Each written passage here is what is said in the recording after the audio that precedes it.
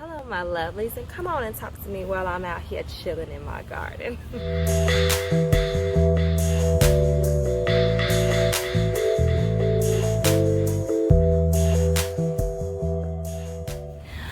Alright y'all, so let's talk about organic gardening. I know as many of us have started our gardens, we want our gardens to flourish, we want it to thrive, we want it to be popping, we want some nice pictures for the IG, as well as we want some good food that's actually going to be healthy for us. Because let's face it, some of us, the main reason why we decided to start growing our own food is because we were concerned with what people was putting in our food, with pesticides and a bunch of other stuff. Alright, so when you start your garden at home, I know sometimes we can get discouraged because it seems like we got little rodents and little insects that, you know, want to munch on, because they like, hey, what you planting is good, sis. What you planting is good, sir, and I want some. And they don't want to pay for it. They don't realize, but I planted that in my family. Get it? So let me just share a few tips with you, and I'll leave some more tips in the description box as well. But being an organic gardener, there are ways that you can indeed do it. My experience and my number one tip that I will have for you to keep rodents out. If you have a fur baby, so if you have a dog, allow your dog to run out in the area where your plants are. You will notice, be it female dog or male dog, that they will mark their territory. Allow them to do that.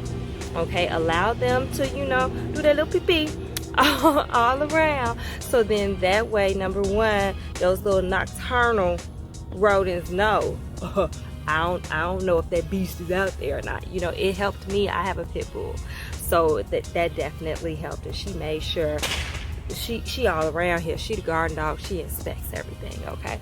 I also have some neighborhood cats that were starting to be a little bit of a nuisance, so I used to bring my dog out even more. So then that way they would be like, you know what, that's not the line that I want to pull it in. Okay. Something else that you can do.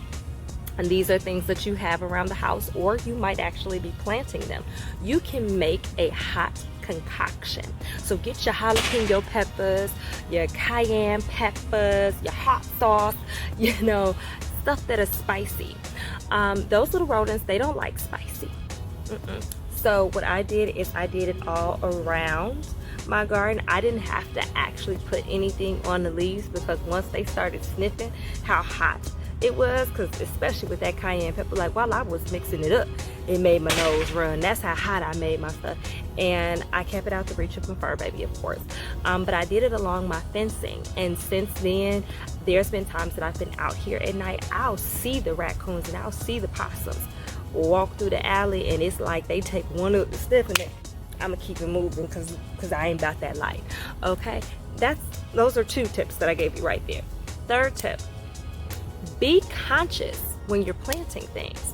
So what you see right behind me, those onions there, onions, garlic, those are things that you can plant that even for insects, that it repels certain insects. So as you are, I always tell people that yes, gardening is about getting out there and doing it, but this is where being a researcher comes in handy. Do your research and find out what insects or what pests are in your zone at the time that you're considering planting, or that you know that your vegetation or your flowers are going to be in the ground, and go ahead and research, okay, what can repel aphids. One thing that can, onions. So this is why I planted a lot of them, and why I chose to sit it up higher, and I kind of got stuff all surrounding it. And now I also have some onions down the way too. It's not necessarily that I really just wanted all of those onions, but it's because I was being strategic with it. Once again, same thing with garlic, and there's mint. There are some insects that mint, or different types of mint, will repel them. So, you know, you just got to do a little bit of research. Of course, as I go through things, I will of course share it with you. I have read that sometimes even your watering techniques can help repel. So far, I can say that in just doing the few tips that I have named for you, that I have not had any furry nocturnal creatures in my garden munching on anything. The only terrorizing thing that I done had is my own fur baby trying to eat some of my stuff, so that's why I ended up planting her own veggie patch and told her, go for it, girl. But other than that, I've had no problems with any pests, be it insects or otherwise. So yeah, find you a community, get in that community, share, love on one another, love your plants, love the earth, and be good. And I'll catch you on the next go round.